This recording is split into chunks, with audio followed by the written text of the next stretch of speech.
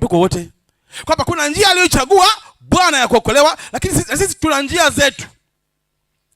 Tunakuwa kama Naamani. Unajua Naamani alipomwambia kwamba kuna uponyaji katika nchi ya Samaria, akaenda na msafara na ving'ora vyu.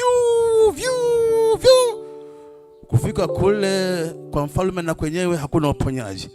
Mfalme na mwenyewe akachana nguo zake. Naamani anatajia msafara wake, akatumwa kwenda kwa Elisha. Kufika getini alikutana na house boy. House boy wanamwambia mzee, akasema mzee yumo ndani. Mzee anaagiza mwambieni aende akaoge. Sasa mimi kweli, akaanza kusema hivi kwetu hakuna maji kweli? Naamani anapelekwa na house boy mpaka mtoni. Wanaombembeleza ni house boy, ndio wanaombembeleza mzee. Ugato mzee, hata hivyo sikuoga ni dili, wewe ugato bana. Mpaka inafika wakati wa Naamani kuponywa. Hajamwona nabii wala nabii hajamgusa, ameponywa akaondoka. Yaani ameshughulikiwa na kina Gehazi na house boy vingine.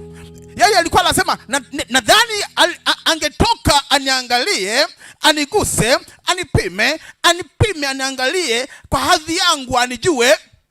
Mungu haendi hivyo sasa. Hiyo sio style ya nani? Sasa Mungu katupangia namna ya kuokolewa. Laodikia anasema mimi sina shida.